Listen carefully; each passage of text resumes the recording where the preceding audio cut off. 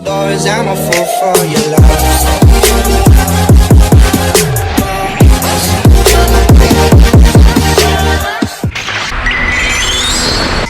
Nah, seperti biasa, sebelum lanjut video ini jangan lupa untuk subscribe dan juga nyalakan bel notifikasinya ya. Karena kalian tidak akan tertinggal informasi menarik seputar One Piece hanya di channel Devil Nomi. Terus kan sebelum kalian komen, kalian tonton video sampai habis agar tidak ada informasi yang miss dan tersesat seperti Babang Zoro. Nah, dengan munculnya Vegapunk di chapter lalu dan kita berada di pulau musim dingin seperti ini, kira-kira apa ya yang akan terjadi selanjutnya? Terutama setelah terungkap di chapter terbaru bahwa si Pinol sudah ditugaskan untuk membunuh Vegapunk dengan membawa Seraphim dari Kuma. Yang kemungkinan besar ini pasti akan menjadi plot di mana banyak plot topi jerami akhirnya akan menolong Dr. Vegapunk ini. Karena menurut saya kita akan mendapatkan plot yang sangat tebal sekali di satu mini arc ini yang sepertinya akan menjadi seperti Punk Hazard sebelum dimulainya arc-arc besar selanjutnya. Pertama jelas kita tahu di Egghead ini ada Tashigi bersama dengan anak-anak Punk Hazard lalu yang tentu saja itu berhubungan dengan Teteh Nami yang juga sangat mencintai anak-anak tersebut dan rela menolong mereka yang bahkan sekarang Nami sedang menuju ke daerah mereka. Walaupun Smoker tidak diperlihatkan di sini, tapi menurut saya kita akan bertemu lagi bersama kedua orang tersebut. Mengingat Smoker ini selalu muncul di permulaan dari tiap saga-saga besar. Contohnya ketika saga dari Alabasta dia muncul, lalu juga ketika di Punk Hazard dia muncul juga. Yang sejujurnya alasan Bone ingin bertemu dengan Vegapunk pun menurut saya sangat masuk akal. Akhirnya dia dimunculkan kembali di arc ini, terutama bagian di mana dia selalu berkata ingin bertemu dengan seseorang dan membuatnya membayar akan perbuatannya tersebut. Yang pasti itu ada hubungannya dengan Dr. Vegapunk yang membuat Kuma seperti saat ini. Yang sejujurnya tentang hal ini sudah pernah saya bahas di satu video teori lain, mungkin jika kalian penasaran. Dan ini nih yang menurut saya paling menarik. Akhirnya kita akan terjawab flashback terkait Dr. Vegapunk yang terkena ledakan besar akibat ulas Caesar di masa lalu.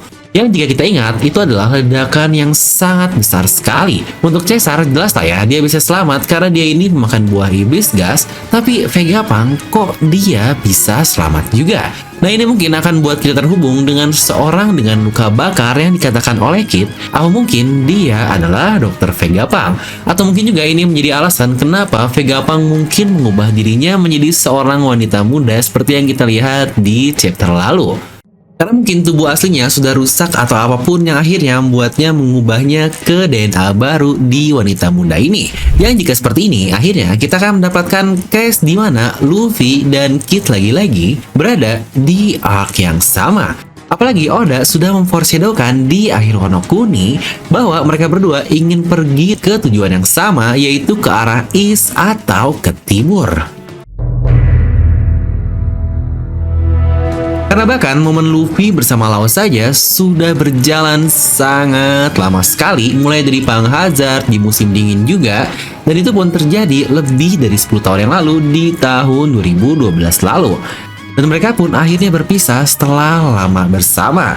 Dan sekarang kita berada di musim dingin juga dengan plot yang sangat mirip dengan Punk Hazard. Bukankah akan sangat pas jika satu trio lain yang akhirnya diberikan panggung oleh Oda setelah Torao, yaitu adalah panggung untuk Eustace Kid. Ini juga akan menjadi kesempatan baik bagi Killer untuk bisa disembuhkan dari efek buah iblis Smile, dan mungkin juga Chopper pasti akan mendapatkan informasi terkait penyembuhan tersebut. Apalagi sekarang Chopper diberikan plot sendiri yang terpisah bersama dengan Luffy dan Jinbei. Yang jika dilihat lagi, Luffy pasti akan kembali ke Wano Kuni untuk menyelesaikan permasalahan kita terkait korban-korban Smile di sana yang banyak kalian tanyakan. Yang bang, kan Wano udah selesai, tapi kok untuk orang-orang yang kena Smile ini masih belum beres? Ya mungkin ini akan terjawab setelah Chopper mendapatkan obatnya dari Dr. Vegapunk. Dan satu yang paling jelas adalah yaitu Franky yang akan mendapatkan kesempatan untuk bertemu dengan Vegapunk, dan pertemuan ini benar-benar sudah ditakdirkan sejak lama sekali. Terutama ketika dia datang ke Pulau Vegapunk dahulu di Karakuri Island. Dia akan memberikan kita jawaban terkait kisah dan metode yang digunakannya dalam membuat Project Seraphim. Yang kita pun sebelumnya sudah mendapatkan jika Franky berhasil menemukan penemuan-penemuan Vegapunk yang sangat relevan sekali. Bahkan jika kalian perhatikan, robot yang digunakan Vegapunk saja itu sudah sangat mirip dengan Franky, yang bahkan lebih gila lagi. Oda pernah menggambar Franky di usia 50-60 tahun jika keadaan buruk, dan kita lihat, bukankah usia Franky di 50 tahun sangat mirip sekali dengan robot buatan Vegapunk ini? Yang di sisi Franky sendiri, dia punya Franky Shogun yang dia bilang bahwa Franky berhasil menyempurnakan desainnya, di mana impian Dr. Vegapunk yang sudah lama dia inginkan berhasil diselesaikan oleh Franky. Yang dia sendiri berkata, "Dr. Vegapunk, saya harap kau melihatnya." Wah, kira-kira apa ya respon dari Vegapunk setelah melihat Shogun milik Franky? Dimana yang lebih menarik lagi adalah kita pernah diberikan plot di Pulau Karakuri jika Franky dia meledakkan lab dari Vegapunk di sana. Yang ini pun ternyata pernah terjadi juga di flashback Caesar yang saya bahas di awal. Nah, ini sudah terjadi plotnya sebanyak 2 kali, dan apakah akan terulang lagi di Egghead Island ini? Dimana buat yang belum sadar seberapa pentingnya arc dari kemunculan Vegapunk ini adalah karakter ini sudah build dengan sangat lama sekali, yaitu mengenai Dr. Vegapunk yang jika kalian perhatikan dia adalah karakter dengan kemunculan terlama setelah namanya pertama kali disebut, yaitu di chapter 433 pasca NES Lobby di tahun 2006. Ya benar, ini 16 tahun yang lalu dan akhirnya baru tunjukkan saat ini. Wah, 16 tahun tuh udah jadi anak sampai masuk SMP. Dimana rekor kedua adalah Jinbei yang pertama kali disebutkan di chapter 69 dan baru dimunculkan di chapter 459. Yang pasti karakter Vegapunk ini akan menjadi hal yang sangat-sangat penting sekali. Dan dari sini kita akan mendapatkan banyak hal seperti sekelompok ilmuwan yang bernama Mets yang dulunya diisi oleh Caesar, Judge, Vegapunk, dan Queen. Yang bahkan di cover story juga saat ini Caesar sudah bersama dengan keluarga Vinsmoke. Lalu bagaimana mereka berhasil menguasai blueprint kehidupan atau line X Factor yang berperan penting dalam kesemua ilmuwan dari Mets ini? Dimana untuk Judge sendiri dia dapat menciptakan cloning dan buat mutan ke tubuh-tubuh anaknya Vinsmoke. Untuk Queen juga ke dalam tubuhnya dan dia pun bisa menjadi cyborg. Dan untuk Caesar dia mengimplementasikan hasil dari line X Factor ini untuk membuat buah iblis Smile. Dan untuk Vegapunk dia ke semuanya. Atau bukankah itu juga alasan sebelumnya Vegapunk ditangkap oleh pemerintah dunia? Nah, jadi jika kita simpulkan beberapa hal yang akan muncul di arc ini adalah kembalinya Tashigi dan Smoker, lalu juga Bone yang ingin mengetahui alasan kenapa Kuma bisa seperti sekarang. Karena jangan-jangan Kid dan seorang yang dia cari dengan luka bakar itu adalah Dr. Vegapunk. Dan Killer serta Chopper juga terkait efek smile-nya, dan tentu saja Franky dengan segala hal tentangnya yang bahkan sekarang bounty-nya berubah menjadi kapal Sunny.